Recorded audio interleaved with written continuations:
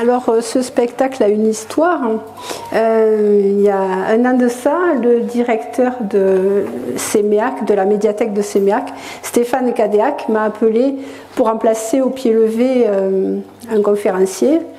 Et je lui ai proposé de faire une conférence sur la biodiversité. Et j'ai commencé à écrire, et c'était tellement triste et tellement sinistre qu'on n'avait qu'une envie, c'était d'aller se jeter au gave. Donc, j'ai décidé de tourner la chose autrement. J'ai fait un peu de théâtre d'impro, donc j'ai décidé de créer un personnage. C'est Antoinette du Chemin, et c'est elle qui vous reçoit ce soir dans son jardin.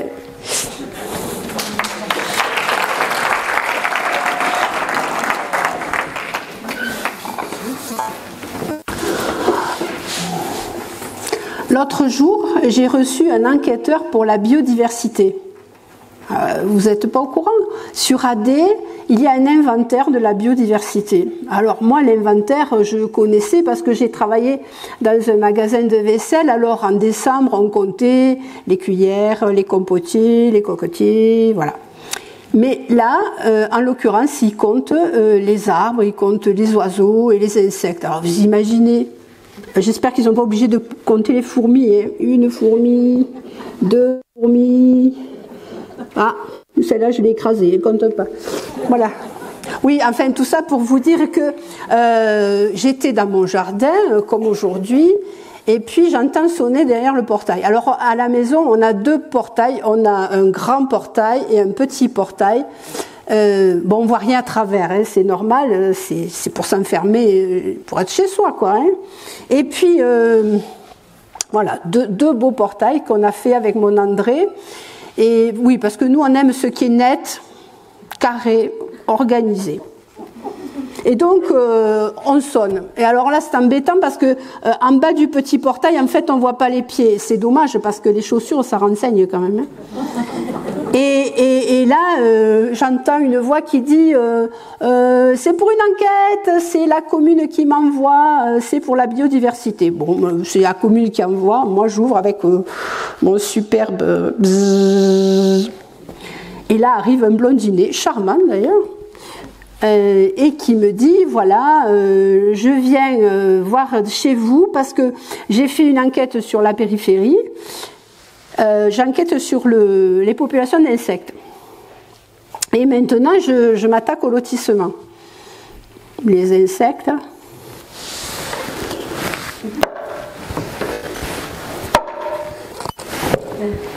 Les insectes, je leur fais un peu la guerre. Attention, à 9h, un papillon. En face, une araignée. Sur le flanc gauche, une sauterelle. Bon, et là, une coccinelle. Ah non, pas la petite coccinelle. La petite coccinelle, je l'aime bien. Et le petit papillon bleu aussi, je l'aime bien. Parce qu'ils étaient sur mon livre de lecture quand j'étais petite. Alors, le Stéphane, il me dit, oui, alors vous avez constaté qu'il y a des insectes chez vous. J'ai pris un air innocent, j'ai dit, pas vraiment. En fait, autour de la maison, il y a une haie de thuya qui fait 2,50 m. Et mon Dédé, il en est très fier. Il appelle ça son béton vert.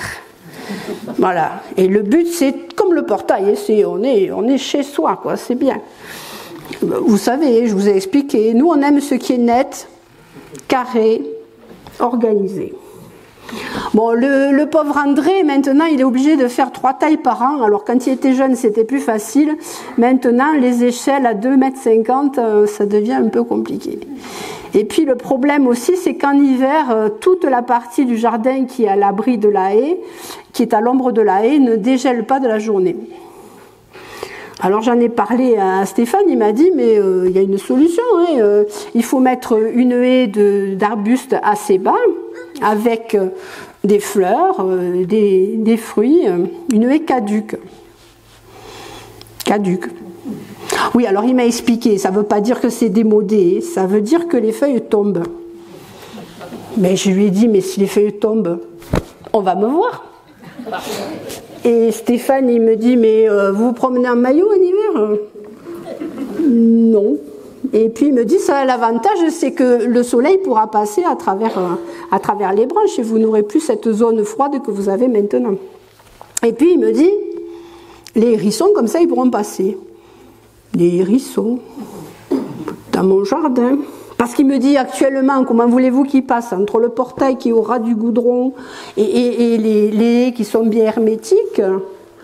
Alors moi j'ai pris mon air innocent, mais dedans j'ai pensé, il n'a qu'à faire du saut à la perche.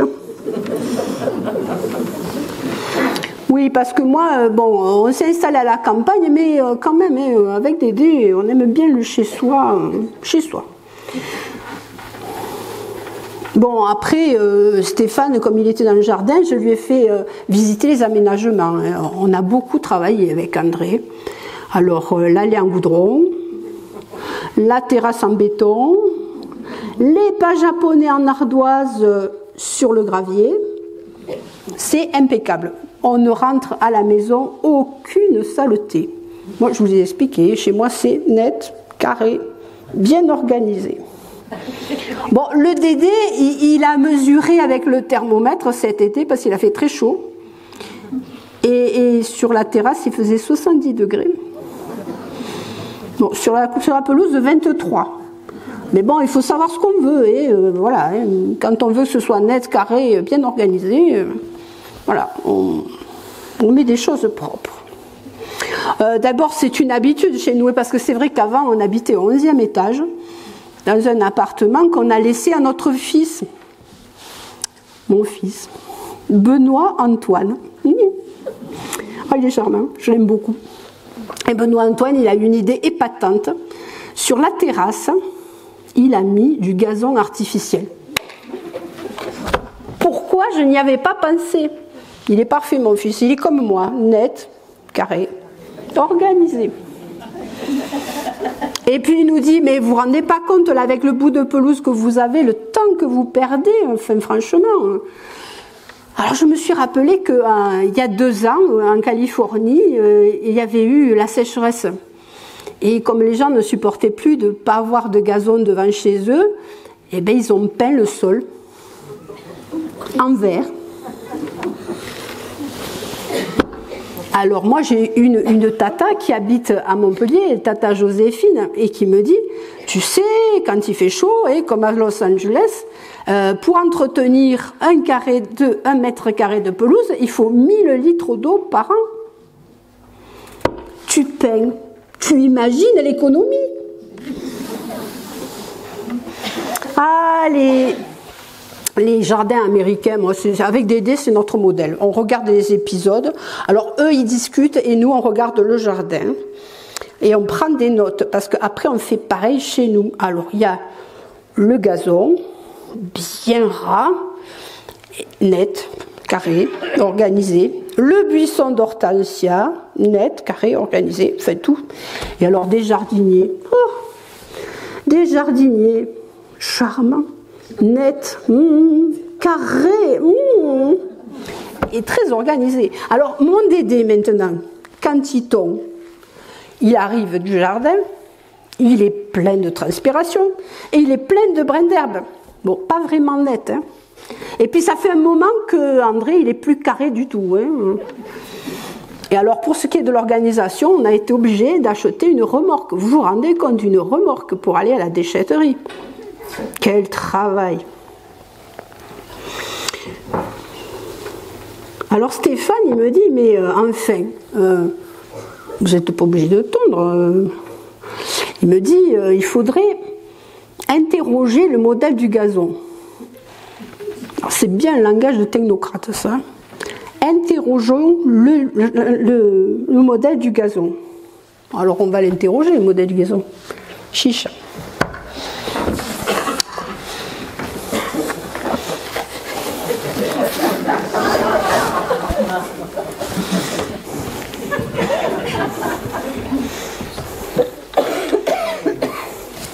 Alors je suis evergreen, modèle professionnel. Je suis un gazon anglais.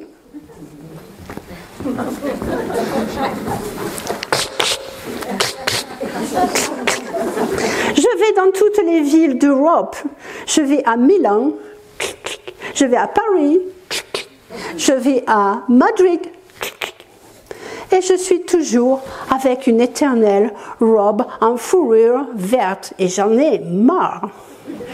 Non, mais c'est vrai, quoi. J'aimerais bien avoir une robe en fleurs pour changer une fois. Parce que quand vous allez à Madrid ou quand vous allez à Milan et que vous avez la robe avec le fourrure, eh ben, c'est pas terrible, hein.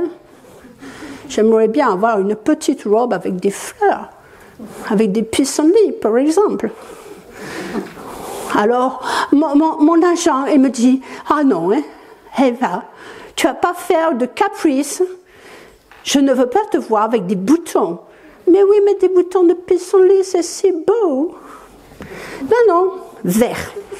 Oh, l'uniforme. Oh, il y en a assez. Non, mais c'est vrai, quoi. Oh, c'est tellement joli, les pissenlits. Remarquez, vous, quand vous voyez des pissenlits, vous leur coupez la tête. Je le sais. Pourtant, vous aimez bien les calendriers avec les champs de pissenlits tout jaunes et les petites abeilles dessus. Mais vous, quand vous le voyez sur votre gazon, vous le coupez la tête. C'est bien un truc de Frenchie, ça, de couper la tête. Alors, comment je suis née? Vous ne devinerez jamais mon âge. N'est-ce pas? Je suis née au XVIe siècle. Ce sont les lords anglais qui ont présidé à ma création. Ils ont mis dehors les fermiers pour avoir un beau paysage. Ils leur ont dit houst. Et puis ceux qui n'étaient pas trop décidés, ils leur brûlaient les maisons pour les décider un peu plus. Et puis les pauvres fermiers sont partis dans les villes et après il y a eu un paysage de rêve avec des moutons. Ça rapporte les moutons. Et vous, qu'est-ce qu'elle vous rapporte, votre pelouse? Pas grand-chose. Donc ils ont mis des moutons. Et puis après, les Frenchies, ils ont dit « Oh, mais c'est beau, c'est beau !» Et ils ont voulu faire pareil. Marie-Antoinette se fait pareil. Elle a mis le pelouse et le mouton. Ça ne lui a pas porté bonheur. Et après, sur la Riviera et puis sur la côte basque, les Anglais riches, ils sont arrivés et ils ont mis le gazon, parce qu'ils aiment le gazon. Et il n'y avait pas encore le tondeuse, alors il y avait des serviteurs qui faisaient toute la journée. Heureusement, depuis, on a inventé les tondeuses. Quand on n'a pas de mouton, il faut le tondeuse. Et quand on n'a pas le caca de mouton, il faut l'engrais. Et quand on n'a pas la pluie de Londres, on est obligé de arroser. Quel travail! Pourquoi vous ne voulez pas avoir du prairie avec des fleurs? C'est trop beau les fleurs. Moi je voudrais des fleurs. Mais je n'ai pas des fleurs, toujours la fourrure verte. Pff, c'est ennuyeux. Parce que si vous avez des fleurs, vous avez des abeilles. Et vous avez du miel. Et puis après, les petites bêtes, elles vont après sur les pommiers. Voilà. Et puis c'est très beau. Et puis vous avez moins de travail. Non. Si. Donc, la prochaine fois que vous voyez le pissenlit, pensez à moi. Évitez de leur couper la tête.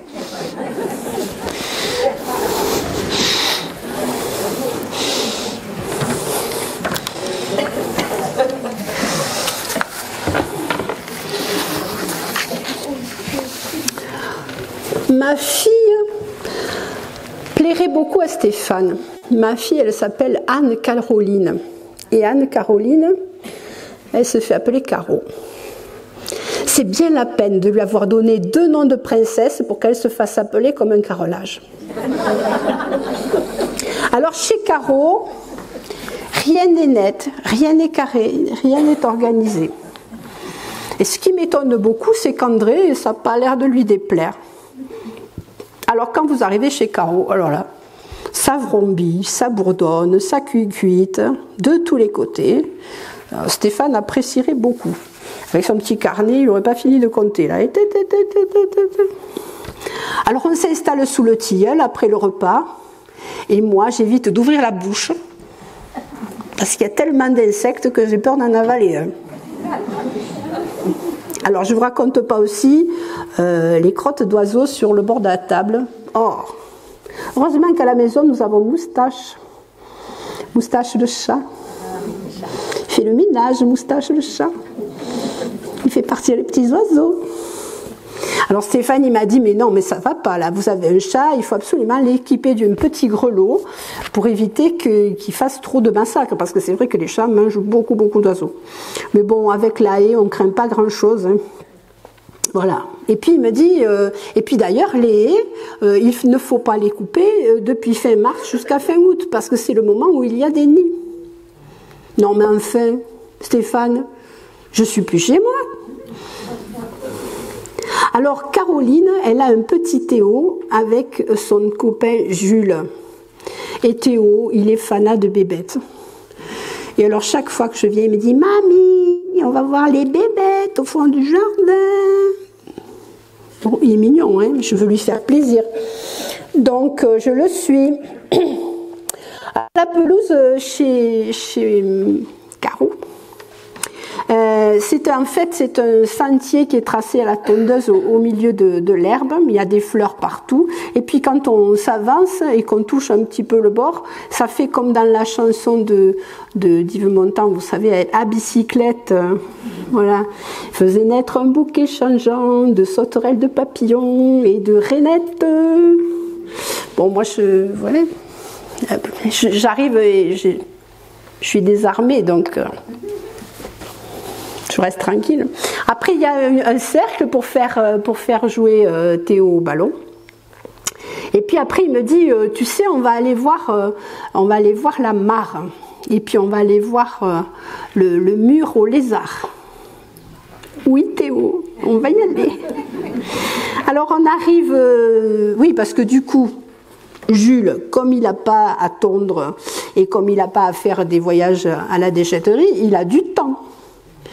Et alors il a fait une spirale pour mettre des plantes aromatiques. Alors c'est plutôt pas vilain, hein, ça ressemblerait un petit peu à la tour de Babel. C'est assez biblique comme... Ça fait une spirale qui monte, et puis sur cette spirale, en fait, il y a des plantes aromatiques. Alors celles qui aiment le mieux le sec sont en haut, et celles qui préfèrent l'humidité, comme la menthe, sont en bas. Et puis j'ai dit à Jules, mais enfin Jules, vous avez oublié de mettre le ciment entre les pierres. Il me dit, non, c'est fait exprès, c'est pour que les lézards puissent se faufiler. Ah, les lézards, d'accord. Et puis en bas, vous n'avez pas mis de ciment? Non, on laisse le sable, comme ça ils peuvent pondre dedans. D'accord. Bon. Alors avec Jules, nous regardons les lézards. C'est vrai qu'il y en a quand même pas mal. Et puis on va à la mare. Alors au début, la mare, je trouvais que c'était vraiment une idée très très bizarre.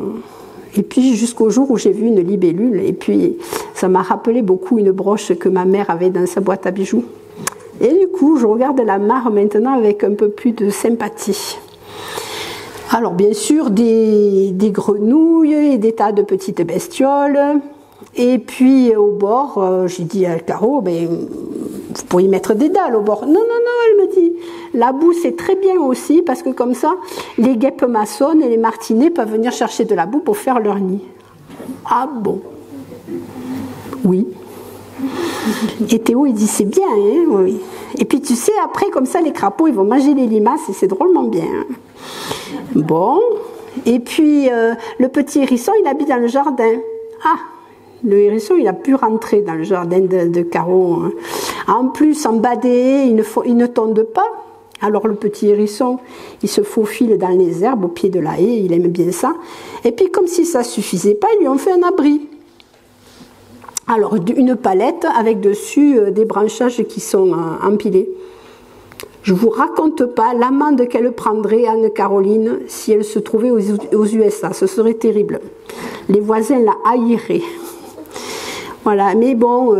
Et puis alors, j'ai dit à Théo, mais peut-être que tu pourrais m'en donner un hérisson pour mon jardin. Ah, il me dit, ah non. Parce que quand tu prends un hérisson, tu ne sais pas si c'est pas une maman qui a laissé ses bébés dans un coin, et puis voilà, ce serait trop triste. Il est intelligent cet enfant. Il me dit, plus tard, mamie, je voudrais être tomologiste. Tomologiste? Entomologiste? Oui, oui, tu sais, pour étudier les insectes, tout ça. Pauvre Théo, j'espère qu'il en restera quand il sera grand.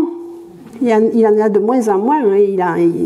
On en a perdu, il paraît, en 50 ans, 70%.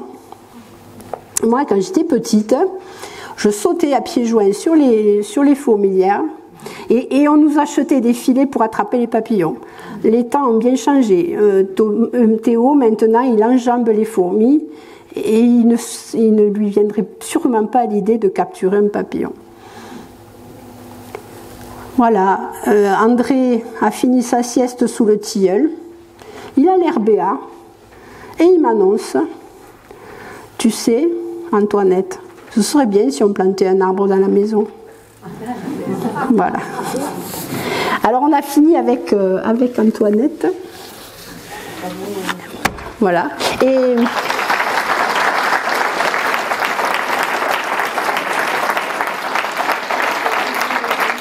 maintenant, on va passer à la théorie. Alors en fait, ce que je vous ai raconté, c'est voilà, c'est les choix qu'on fait et les modèles qu'on a choisis ou qu'on nous a plus ou moins imposés. Et à un moment où il y a moins d'eau d'arrosage et où effectivement les populations d'insectes chutent, on peut, si on en a envie bien sûr, tous les choix sont respectables, transformer une partie de son jardin en sanctuaire. Alors pour ça, il y a plusieurs choses à savoir. En fait, on a toujours l'impression que les insectes, ils servent à rien. Mais je vais vous raconter une petite anecdote. On apporte du bétail en Australie. Et le bétail commence à brouter l'herbe à kangourou. Et puis les bouses s'accumulent et ça asphyxie complètement la prairie. En fait, ce qui manquait à ce moment-là, c'était les insectes pour traiter les bouses. Et les choses se sont arrangées le jour où on a importé les insectes pour que les bouses soient traitées.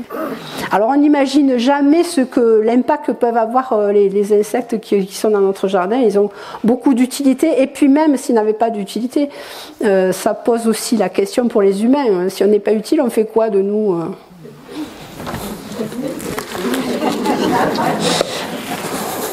Voilà, ça participe à un grand système. Et en fait, quand on élimine une partie des insectes, il se passe ce qui se passe souvent dans les monocultures, c'est-à-dire qu'il y a une population d'insectes qu'on appelle nuisibles, qui croît et embellit, et dont on n'arrive plus à se débarrasser. Exemple. La femelle puceron. Au printemps, la femelle puceron est dotée d'ailes, ce qui lui permet d'aller voyager sur vos rosiers. Je fais du bazar. Voilà. Donc la femelle puceron sort de son œuf, qui est caché dans une infractuosité, et puis elle s'installe sur un bourgeon de rosier bien tendre, et elle commence à attendre que la température monte. Et quand il fait 23-24 degrés, la femelle puceron, elle se multiplie par parthénogenèse. Pas belle la vie? Voilà, donc je vais vous faire la femelle puceron. Voilà. Donc la femelle puceron, bien tranquille, voilà. Puis d'un seul coup, plop, oh ma fille, qu'elle me ressemble. Ah, plop, oh encore ma fille, qu'elle me ressemble. Voilà, c'est tout mon portrait, gna gna gna. Et au bout d'une semaine, votre femelle puceron, elle est entourée d'un manchon de pucerons. Et vous vous dites, mais comment ça se fait? C'est au moins les fourmis qui les ont portées. Alors moi, je ne sais pas si vous observez les fourmis, mais moi, je n'ai jamais vu de fourmis passer avec un puceron sur la tête. Non, non, non. Donc la femelle se multiplie. Qu'est-ce que vous faites à ce moment-là? Et la pauvre coccinelle qui était par là, eh ben, elle n'est plus. Et donc la fois suivante, voilà, vous avez les prédateurs qui vont pas pouvoir s'installer, qui vont pas pouvoir prendre des forces. Et c'est souvent le problème dans un jardin, c'est qu'on n'a pas suffisamment de nourriture pour les prédateurs. Il y a beaucoup de prédateurs, comme la cirfe par exemple, qui est une petite mouche très maligne, qui s'est déguisée en guêpe pour ne pas se faire manger par les oiseaux. Et voilà, je vous fais la cirfe. Alors la cirfe, elle va pondre sur le petit puceron, pic, pic, pic, et elle va le manger de l'intérieur. Donc la nature est bien faite, c'est super. Si vous laissez se développer la cirfe, les pucerons, vous allez en être débarrassés. Et c'est la même chose avec une mouche qu'on appelle la mouche aux yeux d'or, la chrysope, qui elle aussi a de belles ailes vertes derrière. Voilà. Et la chrysope, c'est pareil, à l'état de larve, à l'état de adulte, elle va piquer un puceron, la larve va se nourrir du puceron à l'intérieur, et puis après la forme adulte va s'échapper. Alors ce qui va manquer souvent dans les jardins, alors vous avez souvent, ou dans les municipalités, je ne citerai pas de nom, vous avez des hôtels à insectes splendides. Enfin, dans les hôtels, moi je dors, mais je mange aussi. Et autour, qu'est-ce que vous voyez ? Un désert de gravier, de gazon, pas une fleur qui dépasse, et là il y a un souci, pas à manger. Et beaucoup d'insectes, sauf la coccinelle qui est carnivore toute sa vie, beaucoup d'insectes ont besoin de viande à l'état larvaire, en mangeant des pucerons ou même des chenilles qu'on trouve dans les pommes, et à l'état adulte, elles ont besoin de beaucoup de nectar. Donc, c'est une des techniques qui est employée maintenant dans les vergers. On plante des rangées de plantes à nectar de façon à ce que les prédateurs puissent s'installer dessus et manger. Parce que si on laisse se développer toutes les populations les unes à côté des autres, d'abord elles sont moins nombreuses et puis elles se débrouillent entre elles. Et du coup, vous avez moins de travail à faire. Alors, il y a des gens qui ont commencé déjà à se servir des petits paquets qui étaient là d'ailleurs exprès. Je vais vous faire connaître deux plantes qui vont avoir cette utilité-là. Vous avez la facélie, qui est une plante qui est assez formidable. Alors la facélie, c'est une plante qui ne fait partie d'aucune... C'est un engrais vert. Alors qu'est-ce que c'est qu'un engrais vert ? C'est une appellation qui est un petit peu erronée parce que c'est engrais vert quand c'est petit et que ça contient beaucoup d'azote, mais si ça fait un cycle complet, ça va contenir de l'azote et aussi du carbone. C'est ce qui fait un compost équilibré. Dans un compost équilibré, vous avez par exemple la tonte de pelouse, mais si vous voulez que ça se passe bien, il faut un peu de carton ou de feuilles mortes, des matières brunes pour que ça se passe bien. La facélie, elle est apparentée à aucun légume. C'est intéressant si vous la mettez au jardin. Ça va apporter beaucoup de choses parce que ça va aller chercher des éléments nutritifs très profondément dans le sol et pas que de l'azote ou voilà, il y a d'autres choses aussi, de la magnésie, du bore, enfin des tas de choses. Et ça va le remonter en surface, ça va travailler le sol. Et en plus, double effet qui se coule, vous avez une super floraison qui va attirer énormément les abeilles et qui va aussi nourrir des tas d'insectes qui vont être favorables à votre jardin. Alors pourquoi c'est intéressant? Alors il y a d'autres engrais verts, par exemple vous avez la moutarde, mais la moutarde elle est apparentée au chou. Donc quand vous la mettez dans un jardin potager, si vous avez des parasites ou des maladies sur votre chou, sur vos choux, ça va rester d'une année sur l'autre. Tandis que ça fait vraiment la rupture entre les différentes cultures. Donc ça, c'est quelque chose qui est utilisé maintenant dans les vergers sous forme de bandes. Il y a aussi une autre façon de ramener un peu de santé sans avoir trop d'insecticides, c'est avoir des parcelles assez petites. Avec le remembrement, on a vraiment agrandi les parcelles, ce qui fait que toutes les haies qui étaient autour et qui contenaient des oiseaux susceptibles de manger des chenilles et puis tous les insectes qui peuvent être utiles, elles sont trop loin du centre des cultures. Donc ce que font aussi les gens maintenant, c'est qu'ils ouvrent des voies dans les cultures et ils refont des haies à l'intérieur de leur verger de façon à ce que ça se passe bien. Les insectes, c'est extrêmement important, et la santé des abeilles en particulier. Il y a quelques années de ça, en Californie, la production d'amandes a chuté énormément parce que il y a eu une maladie sur les abeilles. Alors là-bas, c'est quand même assez spécial. Il y a des traders en abeilles, et c'est des gars qui se promènent avec des camions énormes avec des ruches à l'intérieur, des ruches qui voyagent comme ça. Et donc, ils passent des contrats avec les propriétaires de vergers ou de cultures d'amandes. Ils s'installent et c'est les abeilles qui font le travail. Mais le jour où les abeilles sont malades, voilà, il y a un souci. Et puis, c'est comme nous, si on mangeait tous les jours du beefsteak ou tous les jours de la salade, il y aurait un problème. Les abeilles, pour se porter bien, elles ont besoin aussi de manger beaucoup de choses différentes. Alors, je sais que ça fait pas plaisir, mais la fleur de ronce, le lierre et toutes sortes de choses qui leur permettent d'avoir une alimentation équilibrée. Autre chose, une plante, ma plante fétiche, du sainfoin sur les ronds-points. Alors le sainfoin, c'est une plante que j'ai redécouverte. Alors on m'a raconté qu'il y avait, la dame qui a une ferme en face de l'Ophyte m'a expliqué qu'il y a longtemps, il y avait un champ avec du sainfoin et il y avait des petits ânes qui le mangeaient. Alors le sainfoin, c'est quelque chose d'épatant.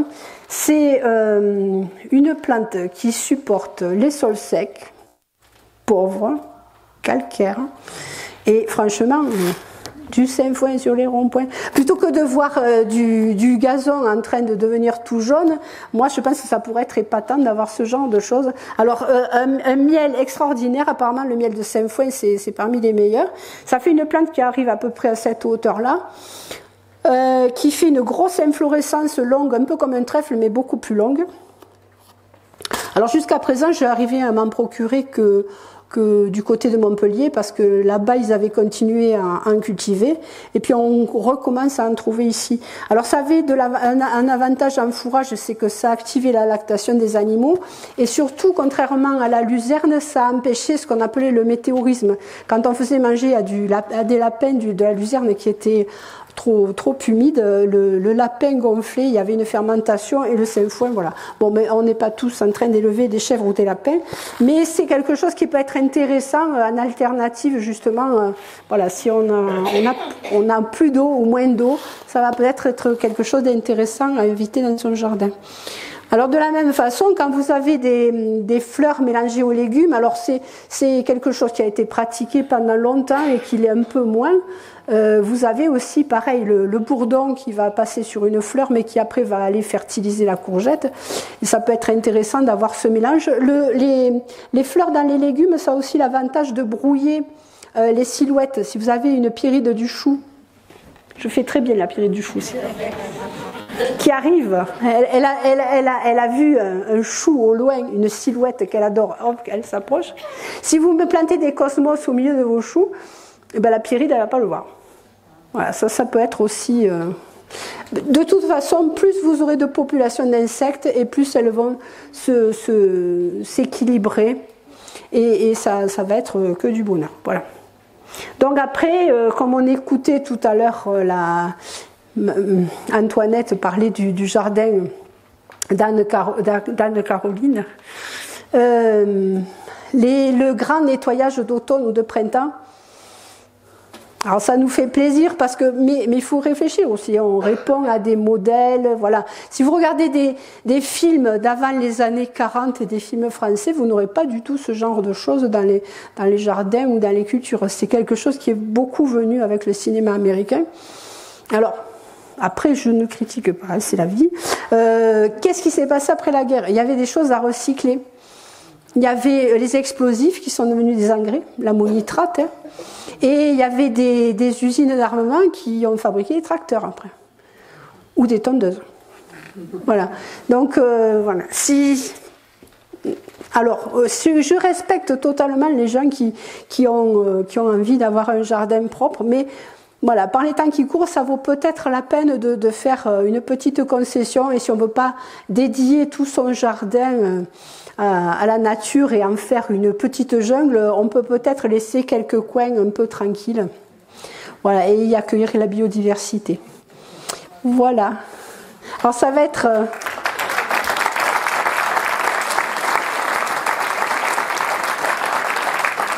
Voilà, parce qu'après, qui dit insecte, dit chauve-souris, dit oiseau, dit voilà, il y a tout ça.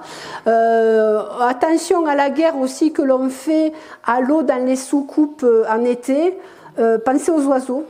Alors, c'est sûr qu'on n'a pas envie de faire des élevages de moustiques, mais si vous videz régulièrement les soucoupes et que vous les remplissez régulièrement, les moustiques n'auront pas le temps de se développer, et par contre, ça évitera aux oiseaux de mourir de soif, parce qu'il y a vraiment un problème en été, voilà, ils ont beaucoup de mal à trouver à boire. Et les insectes aussi, du coup, voilà. Bon, maintenant, ça va être à vous, on va faire passer un micro dans le public, et puis, lâchez-vous.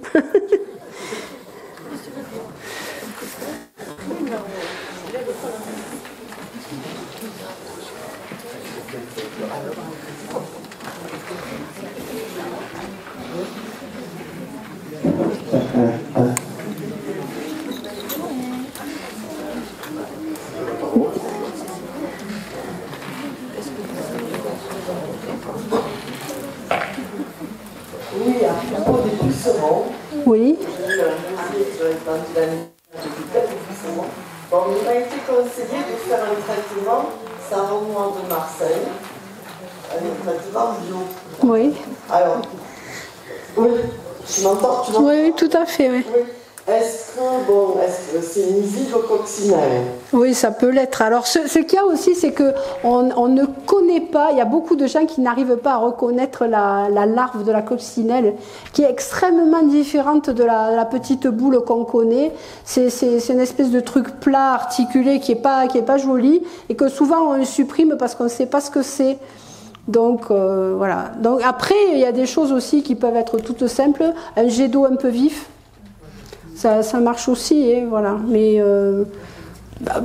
tu regardes autour et puis tu vois quoi. Hein, voilà. Je dis les traitements bio, ça va. Bon. Alors c'est savon noir de Marseille avec autre chose, du bordelaise, il fallait un petit mélange. Ouais, le savon de Marseille, en fait, ça obture les capacités respiratoires des. Voilà, ça fait un genre de carapace. Mais ça tue aussi les coccinelles. Si tu avais une coccinelle à côté, elle n'aimerait pas, non, c'est sûr. Donc c'est à éviter. Non, mais voilà, c'est à toi d'avoir suffisamment de refuge pour des coccinelles à côté. S'il y en a une qui meurt au combat, il y a les autres qui vont venir. Hein, voilà, c'est... Mais on voit des petits bébés coccinelles qui oui. se rappellent d'un ou 2 millimètres là. Quand ils sont petits, c'est ça. C'est assez particulier. Je vous conseille d'aller le regarder sur vos écrans, de le chercher. Il y en a des jaunes. Parce que c'est assez... Voilà. Non, il ne faut pas confondre les différentes variétés de coccinelles et la larve qui a vraiment rien à voir, qui ressemblerait presque à un gendarme, hein, si vous connaissez les gendarmes. Voilà. Et c'est intéressant de les reconnaître pour ne pas les éliminer.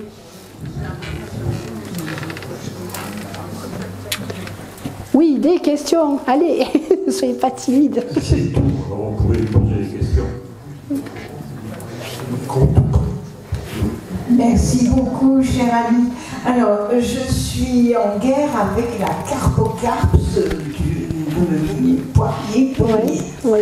Alors, pour cela, il y a les pièges à phéromones. Oui, tout à fait. Oui. Mais qu'est-ce qu'il y a d'autre? La facilie. Alors, de facilie. Oui, parce que dessus, il va y avoir les prédateurs de la chenille qui vont se fixer. Il y a autre chose qu'on peut faire aussi pour la carpocarps, c'est pourquoi pas brosser les écorces. Parce qu'en fait, la carpocarps, c'est la chenille que vous allez trouver à l'intérieur de la pomme. Alors, beaucoup de gens pensent que c'est un ver, mais en fait, c'est une chenille. Si vous regardez bien, il y a les petites pattes.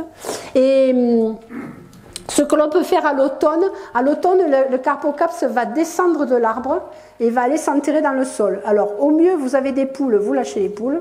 Si vous n'avez pas de poules, vous faites à l'automne plusieurs tours avec une bande de carton, vous faites le tour du tronc plusieurs fois, vers octobre-novembre. Les carpocarps qui vont descendre pour se changer en chrysalide dans le sol vont faire leur petite maison là-dedans. Après, vous arrachez le carton et vous en débarrassez. Mais, et puis vous essayez de vous débarrasser aussi de tous les fruits qui pourraient être véreux et qui pourraient être un réservoir de contamination ultérieure. J'ai une autre question à propos des pièges à guêpes.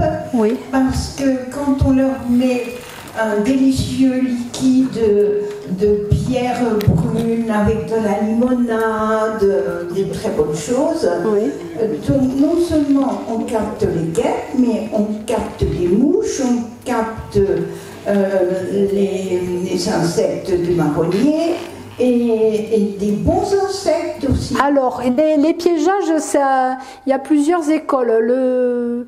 Le Muséum d'histoire naturelle propose, quand on parle du piégeage du frelon asiatique, par exemple, de l'arrêter à un certain moment, justement parce qu'on capture trop d'insectes utiles à côté. Mais il faut savoir aussi que si on laisse se promener les frelons, je pense que dans la journée, des papillons et des insectes utiles, ils en mangent aussi. Alors ce qu'on fait dans ces cas-là, c'est qu'on fait des ouvertures qui vont permettre aux insectes qui sont plus petits de sortir, et en maintenant les vilains gros à l'intérieur. Voilà. Mais bon, après, il faut se renseigner sur les diamètres, quoi. Il faut être assez précis. Mais c'est comme ça aussi qu'on peut prolonger le piégeage des frelons asiatiques un peu plus tard en saison, justement en mettant des trous de diamètre inférieur de façon à ce que les choses puissent sortir. Il faut savoir aussi que si vous rajoutez du vin blanc dans le piège, ça a un effet répulsif, par exemple, sur les abeilles qui ont horreur de l'alcool. Il paraît d'ailleurs que quand les alcooliques s'approchent des ruches, elles ne sont pas contentes du tout. Ouais. Oui, à propos du carpocapse et du Oui. parce que je veux parler fort aussi. Et à propos du carpocapse du pommier, puisqu'on a fait des pièges à frelons ce matin chez nous, Jean-Baptiste Larzabal nous disait de prendre surtout en priorité de la bière blonde et uniquement du sirop de cassis, surtout pas du miel et surtout pas de la confiture. Oui, justement. Parce que le sucre attire les abeilles. Oui. Et alors à propos du pommier, de mettre à peine un soupçon de jus de pomme. Et en fait, ça attire le papillon du pommier. Du carpocapse. Bon, voilà, on en apprend tous les jours, c'est magnifique. Alors, non, le miel, je le déconseille dans les pièges, effectivement. Ça va. La grenadine, trop de sucre, trop de. Voilà. Non, en général, c'est ça qu'on propose. C'est sirop de cassis, bière et un trait de vin blanc à cause des abeilles. Voilà. Pour les abeilles, et alors le jus de pomme pour les pommiers, pour attraper ce papillon. D'accord. À essayer. À essayer. Des questions? Oui. Bonsoir. Je voudrais savoir pourquoi sur mon pêcher de vigne, il y a plein de mouches l'été. Mais plein. De mouches? Alors quelquefois elles sont attirées par autre chose. Vous n'avez pas vu s'il y avait un autre insecte?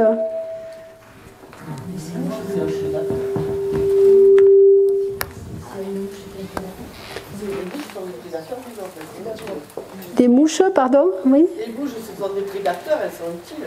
Aussi, oui. De mouche. C'est particulier. Alors quelquefois vous avez des insectes qui se fixent sur les plantes et qui fabriquent un miella. Ça existe, par exemple, bon, j'ai longtemps habité à Saint-Savin, il y avait des tilleuls et il y avait des pucerons qui faisaient du miella. Et ce miella sucré attirait d'autres insectes. C'est pour ça que je vous demandais s'il n'y avait pas d'autres insectes, justement. Je n'ai pas été jusqu'au bout de l'observation. Oui, voilà. Et quelquefois, c'est ça qui attire les autres, voilà. Alors quand vraiment vous avez une invasion comme ça, vous pouvez tenter ce qu'on appelle la terre de diatomée. Alors la terre de diatomée, c'est un résidu d'animaux marins. C'est les squelettes externes de tout petits animaux qui vivent dans la mer et qui sont composés pratiquement que de silice.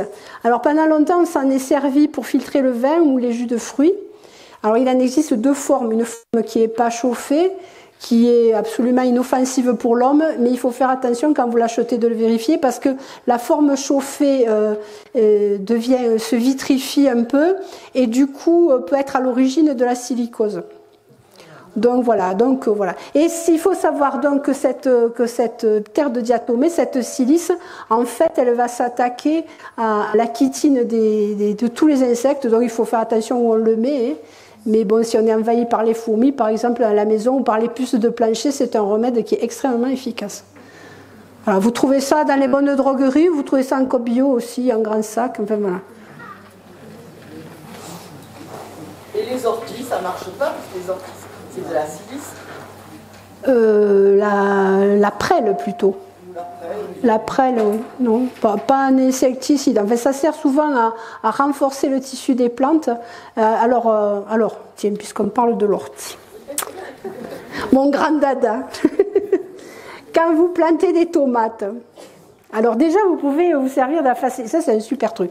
Avant de planter les tomates, vous faites un petit semis de facélie à l'endroit où vous allez planter les tomates. Vous laissez monter, vous fauchez et vous plantez vos tomates à l'endroit où vous avez les plantes qui ont poussé. Donc ça, en général, c'est pas mal. Vous avez le paillage et vous avez aussi des éléments fertilisants. Les racines qui ont travaillé le sol et qui aident l'eau à pénétrer, c'est plutôt pas mal. Voilà. Souvent, quand on plante des tomates, on vous recommande de mettre des orties au fond du trou de plantation. Alors attention, si vous avez déjà une terre de jardin qui est riche et qui contient déjà beaucoup d'azote, c'est-à-dire que vous êtes du style à mettre 15 brouettes de fumier tous les hivers dans votre jardin, vous allez avoir des taux d'azote qui vont être extrêmement élevés. Si en plus vous rajoutez de l'ortie, il va y avoir un souci. Alors c'est sûr, les plantes vont beaucoup pousser, mais l'azote c'est quelque chose qui va faire pousser les feuilles. Et a priori, quand on plante des tomates, on est plutôt intéressé par les fruits que par les feuilles. Hein. Et puis ces plantes qui vont être dopées à l'azote, en fait, elles vont avoir des cellules qui vont être surdimensionnées, qui vont être très fragiles. Elles vont avoir une sève qui va être plus sucrée et donc et un épiderme qui est très fin. Et tous les insectes qui vont s'attaquer, ça va être terrible. Après, toutes les maladies, genre champignons et tout, ça va être vraiment intéressant pour eux. Donc, à l'inverse, il faut que vous soyez sûr que votre sol soit pauvre et en ait bien besoin. Et sinon, on vous recommande, quand vous regardez les engrais pour tomates, vous avez NPK. Et le N, en fait, il est faiblement dosé. C'est le phosphore et la potasse qui sont le plus dosés. C'est ce qui sert à la mise à fruit. Hein. C'est ce qu'on trouve, par exemple, dans la cendre de bois, la potasse. Et qu'on va pouvoir mettre, alors si vous ne l'avez pas fait, peut-être l'année prochaine, si vous êtes du genre qui se désole parce que le cerisier ne donne rien chaque année, à l'automne, vous répandez de la cendre à l'aplomb des branches, parce que l'aplomb des branches correspond à l'extrémité des racines. Et vous aurez quelque chose qui va aider à la mise à fleur et surtout à ce que le fruit reste sur l'arbre. Bon, bref, je retourne à ma tomate, je suis intéressée là-dessus. Donc, à une époque, et j'avais vu ça dans un roman, il y avait des gens qui plantaient, c'est un roman anglais bien entendu, donc ils plantaient des rosiers, et au fond du trou de plantation de rosier, ils mettaient du poisson. Ils mettaient des saules, c'est très chic. Je plantais mes rosiers, je mets des saules au fond. Et j'en discutais lors d'un repas, et il y a quelqu'un qui m'a dit, mais mon grand-père, quand il plantait les tomates, au fond du trou, il mettait une sardine. Pas belle, ah oui. Non, mais ça, c'est une sardine. Ben, c'est pour l'apport de phosphore, en fait. Voilà. Bon, bref, ça c'était pour l'anecdote. Je ne veux pas vous traumatiser. N'oubliez pas aussi que les tomates, quand elles se plantent, il faut vraiment les enfoncer jusqu'aux premières feuilles parce que vous avez un système racinaire supplémentaire qui va se faire et que du coup, elle va être très costaud. Si vous avez des traces de maladie, vous la dopez à la prêle. La prêle, c'est cette queue de cheval préhistorique. C'est une des premières plantes qui a poussé dans notre monde, hein. Et ça s'appelle equisetum, mais que de cheval. Alors souvent, quand les tomates commencent à être malades, la prêle n'est pas encore sortie, donc c'est intéressant d'en faire des cueillettes l'année d'avant, et pour les avoir après pour faire une décoction et pour en faire un badigeon, une vaporisation. Alors moi ça m'est arrivé de le faire. Quand vous le faites, vous pouvez ajouter ce qu'on appelle un agent mouillant. Alors l'agent mouillant, c'est quelque chose qui va permettre, au lieu que la goutte se fasse toute ronde et tombe, qu'en fait elle s'étale. Et le meilleur agent mouillant, c'est le lait en poudre. Bon, par contre, après, il faut nettoyer les tubulures du vaporisateur, parce que sinon, vous allez avoir du lait caillé dans le vaporisateur et ça ne va pas le faire. Voilà. En plus, ça vous permet de voir où vous avez vaporisé. Et vraiment, on arrive à voir sur l'épiderme de la tomate, alors on vaporise dessus et dessous, les petits cristaux de minéral qui se fixent sur la plante et qui l'aident justement. C'est comme quand nous, on se met la crème solaire. Hein, voilà, ça protège. Bon, j'ai fini avec la tomate.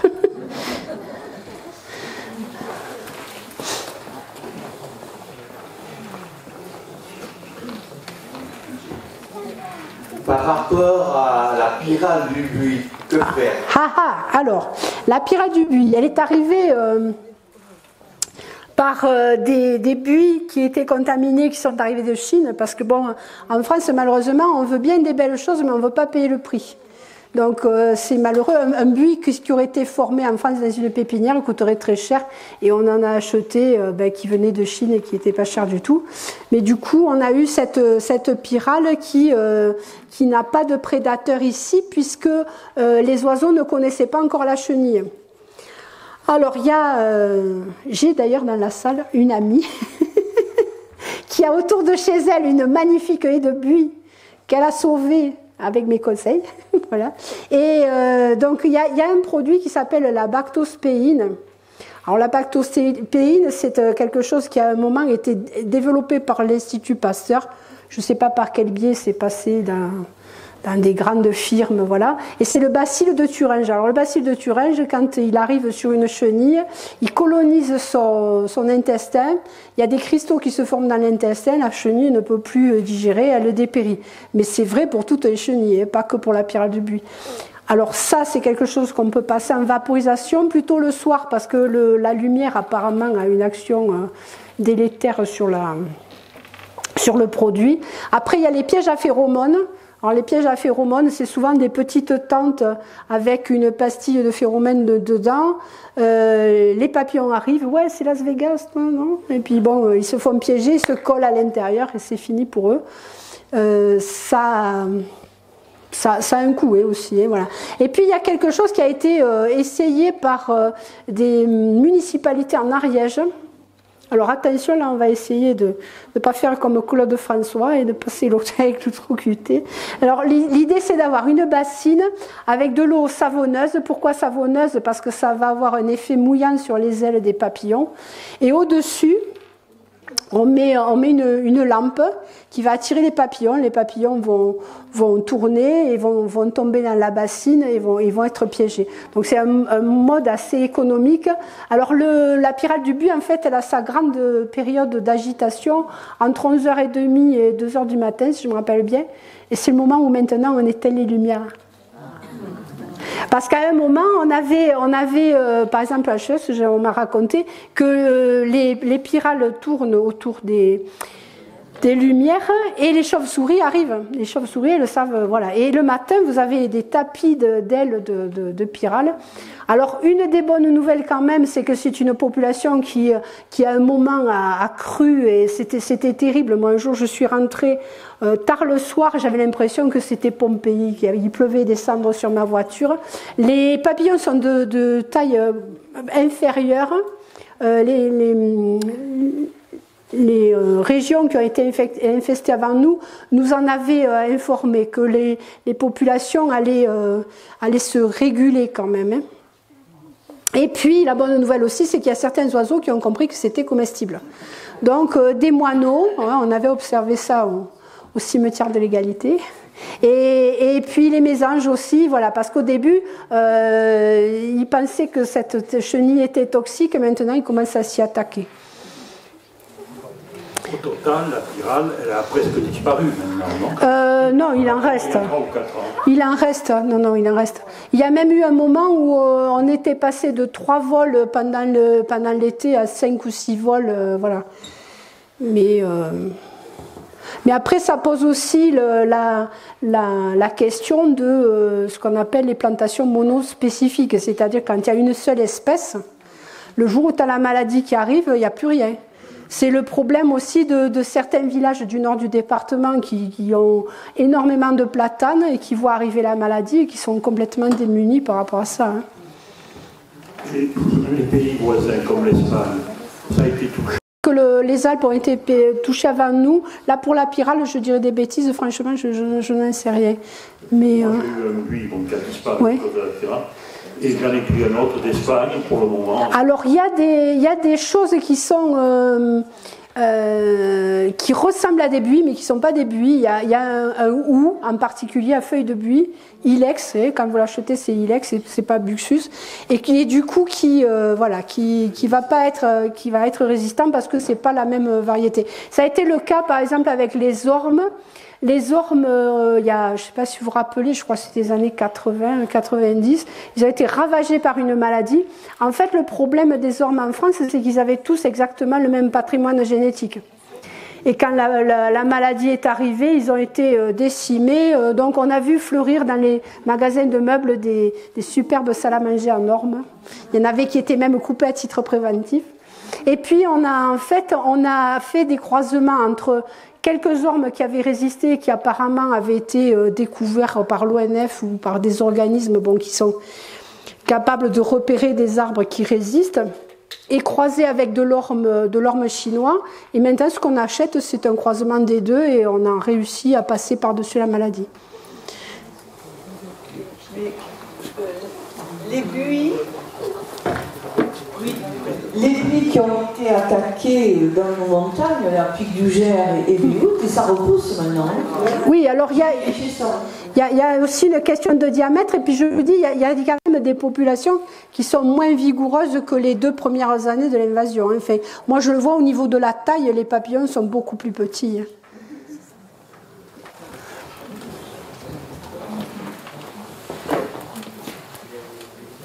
Oui. C'est donc de la coller quand même, il y a des choses que je ne vois pas savoir.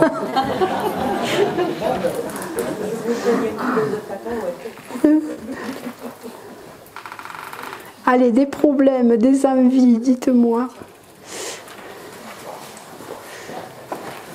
Si on pouvait parler un petit peu d'une indésirable, la limace. Ah oui, alors la limace. Oui, pour les potagers. Grand sujet, la limace. Alors, si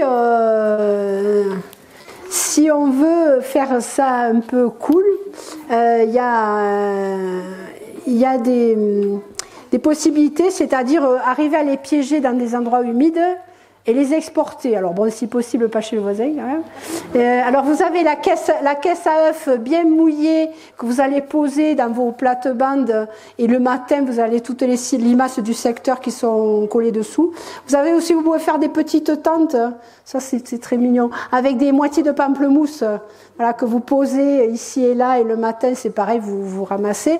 Vous pouvez favoriser les crapauds aussi, si vous en avez un chez vous, vous ne le chassez pas, voilà.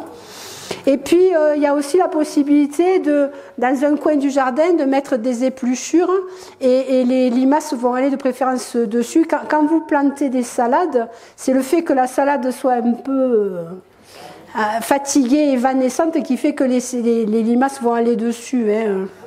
Voilà. Donc, et puis après, si vous aimez les animaux, moi j'ai des copains qui ont fait ça, vous avez aussi le canard coureur indien. C'est des canards qui sont extraordinaires, ça, et qui vont picorer aussi. Voilà. Mais le piégeage, alors vous avez donc, je vous ai dit la boîte à œufs, la tuile canal provençale aussi, ça marche pas mal. Et puis après, voilà, il y a ce qu'on appelle aussi la part du feu, c'est-à-dire accepter dans un jardin qu'une part des cultures parte dans le ventre des oiseaux ou dans l'estomac de la limace.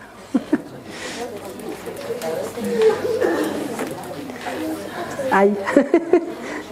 Merci beaucoup, félicitations pour la première partie, parce que vulgariser comme cela, je crois que ça n'a encore jamais vu, et tout ce qui a été dit était véridique, et c'était non plus agréable de le recevoir comme ça que de passer des heures et des heures à lire tout ça. Donc, grande félicitations. Merci. Par rapport aux limaces, oui. On en a un qui mérite d'être connu aussi, c'est l'orvet. Ah oui. Le petit orvet, le lézard sans pattes, dont on a souvent peur, il nous faut absolument apprendre à le reconnaître. Pour cela, vous avez des ateliers juste pour essayer de coincer la ligue. La date de jardin secret à Bagnères de Bigorre, c'est au bazar. Début juin. 4 juin, bravo. 4 juin. Voilà. Bon, super rendez-vous où les gens vous ouvrent les portes de leur jardin et où on fait des découvertes extraordinaires, où quelquefois on est même abreuvé et nourri par des gens charmants. Donc voilà, ça vaut la peine. Et il y aura aussi au château, en même temps, les journées nationales des jardins, avec cette année le thème c'est la musique au jardin. Donc on se creuse bien là parce que c'est pas simple. Voilà. Non, mais si vous pouvez aller à Bagnères, franchement c'est vraiment sympa. Voilà, vous avez une carte qui vous permet de retrouver les maisons qui ouvrent leurs portes, c'est vraiment chouette. Voilà.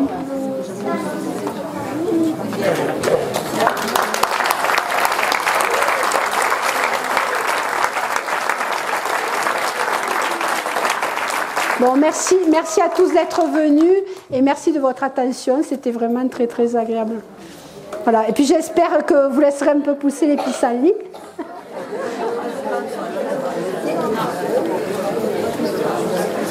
Si cette vidéo vous a plu, vous pouvez nous rejoindre à l'Université du temps libre de Tarbes et de Bigorre à l'adresse utl-tb.info. Et n'oubliez pas, si ce n'est déjà fait, de vous abonner.